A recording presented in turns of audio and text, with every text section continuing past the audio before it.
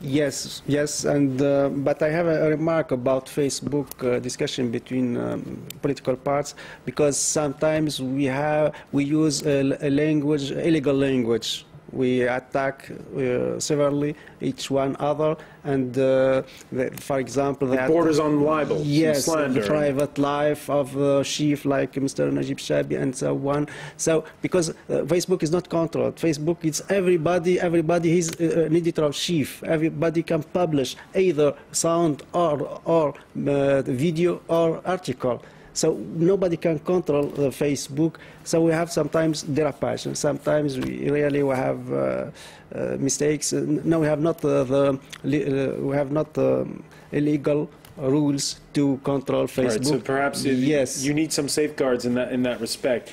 When we come back, we'll also be touching on another issue, which is emigration. There was a sudden wave of it that followed the collapse of the Ben Ali regime.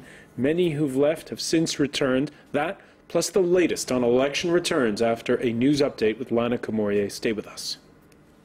Thank you, Francois. And here's a quick look at some of the top stories we're following here in the newsroom. Libya's new rulers officially declare the country liberated from Muammar Gaddafi's rule. The announcement was made in Benghazi, a stronghold of the ruling National Transitional Council. Tens of thousands turned up to listen. NTC Chief Mustafa Abdul Jalil took to the podium and said Libyans were now free and that the country was beginning a new phase. He also stressed Islamic Sharia law should form the basis of the country's new legislation.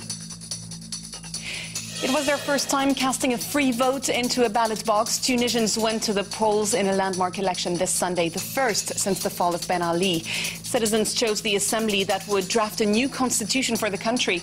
Turnout has exceeded expectations, with the Electoral Commission saying nearly 70% of registered voters turned up at polling stations. Queues there were stretching on for hundreds of meters. Overall, the process was smooth, despite some reports of scattered violations.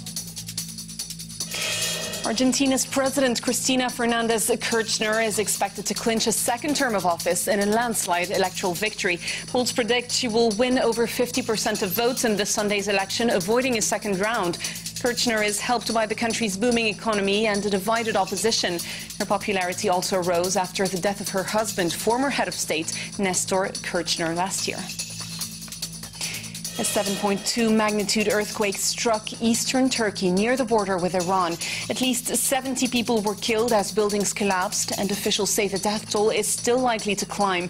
As many as 1,000 people are feared dead. Survivors and rescuers are working through the rubble, trying to find people trapped underneath. Several foreign countries, including Israel, have offered their aid in the aftermath of the disaster. So far, Ankara has turned down that help. And EU leaders are holding a crucial summit to decide how to tackle their escalating debt crisis. Their rescue plan shouldn't be unveiled before another meeting on Wednesday, but the outline at least is becoming clear. Speaking in Brussels, French President Nicolas Sarkozy said weakened banks would have to buffer up their capital by 100 billion euros to face the crisis. Discussions are also underway over how to increase the firepower of the EU's bailout fund, the EFSF. And leaders will also have to find a way out of Greece's deep debt problems. That's it from us in the newsroom. It's back to you, Francois, for the Tunisia special of this evening.